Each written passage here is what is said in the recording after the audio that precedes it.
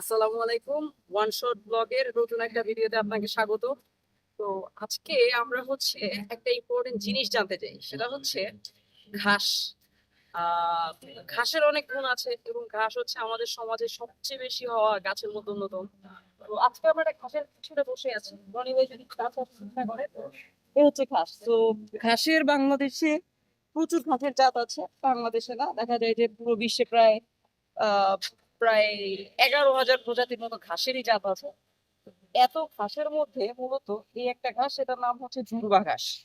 তো এই জুরবা ঘাসটা তো হচ্ছে জুরবা ঘাস হচ্ছে মূলত একটা পয়েন্ট বলার জন্য ইন্টারেস্টিং ফ্যাক্ট হচ্ছে আপনার বিয়ে বাড়িতে বা বিভিন্ন আশীর্বাদে জুরবা ঘাসটা কেন ব্যবহার করা।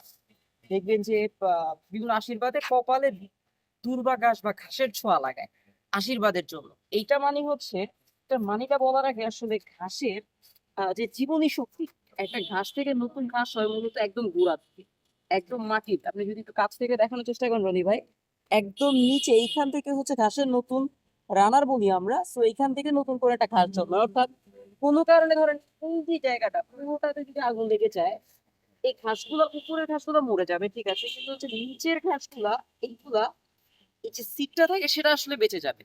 সো ঘাস আসলে কাইন্ড অফ ধ্বংস হওয়ার মতো না। এটা হচ্ছে আপনার লং টাইম ঘাসটা জীবিত থাকে। আপনার পুরোটা যদি নষ্ট হয়ে যায়, ওই সিটটা রয়ে যায়। যার জন্য দেখা যায় যে এই বিয়ে বাড়িতে বা হচ্ছে আশীর্বাদে ঘাস ছোঁয়ানোর মূল অর্থ হচ্ছে যে ঘাস যেমন দীর্ঘজীবী, আপনার জীবনটা যাকে আশীর্বাদ করা হচ্ছে সেও যাতে দীর্ঘজীবী হয়। সো বিয়ে বাড়িতে, হলুদে, বিভিন্ন অনুষ্ঠানে ঘাস দিয়ে আশীর্বাদের মূল উদ্দেশ্যই হচ্ছে এটা, যে আপনি দীর্ঘজীবী হন। আসসালামু আলাইকুম আরেকবার সকলকে ধন্যবাদ।